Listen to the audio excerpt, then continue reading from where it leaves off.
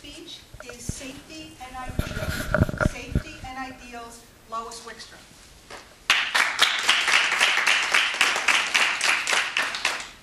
Toastmasters, welcome guests, fellow citizens of the United States of America. Have you ever wondered why this country is the land of hope and opportunity?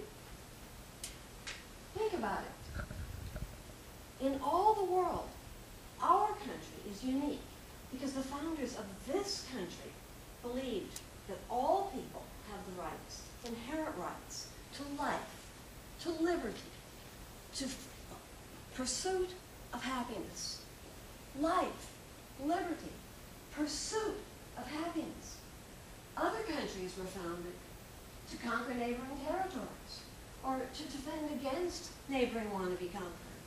Other countries were founded to provide a luxurious lifestyle for a king.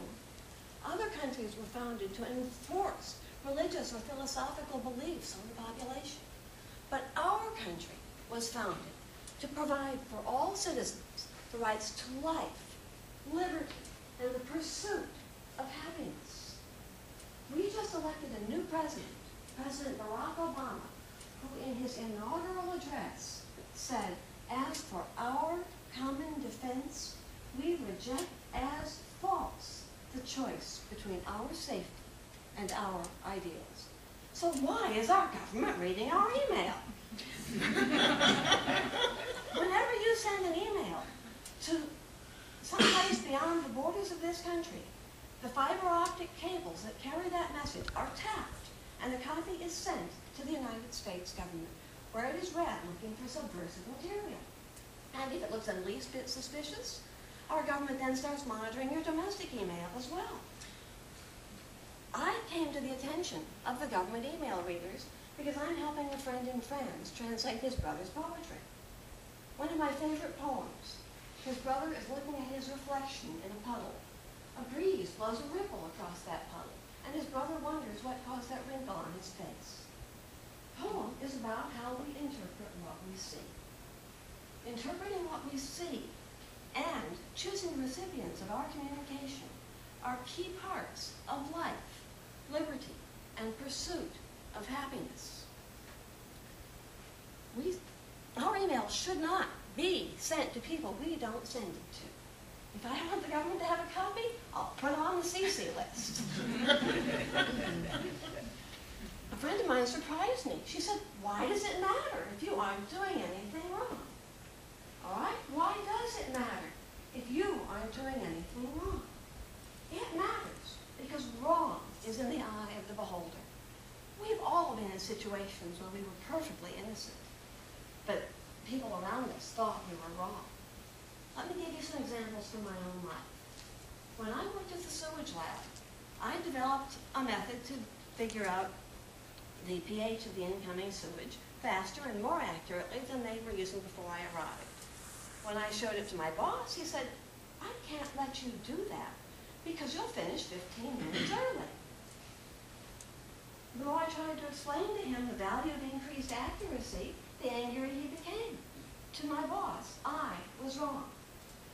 When I was 13, my mother found me in the bathroom trying on makeup in the mirror.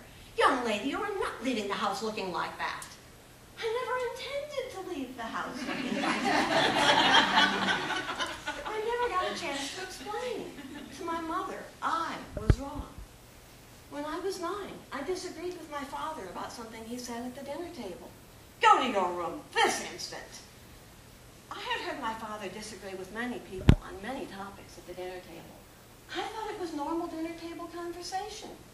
But to my father, I was a child. I did not have the right to an opinion that disagreed with his. To my father, I was wrong. If our co-workers, our family who know us, can be mistaken so easily, how much more a government employee who's paid to be suspicious? Our government has a history of abusing its snooping powers. President John Adams read the physical mail sent to and from Ben Franklin's grandson, who published the Philadelphia Aurora, in which he criticized the Adams administration. John Adams tried to shut down that newspaper. during the McCarthy era. All it took was suspicion of communist sympathies. You could lose your job, be denied other employment. Ethel Rosenberg was executed for absolutely nothing. Nixon had his enemies list. During the recent Bush administration, 20 American citizens were put in jail without charges, without access to lawyers, simply because they were Muslims and suspected of being enemy combatants. We have a very long history of abusing the snooping power in this country.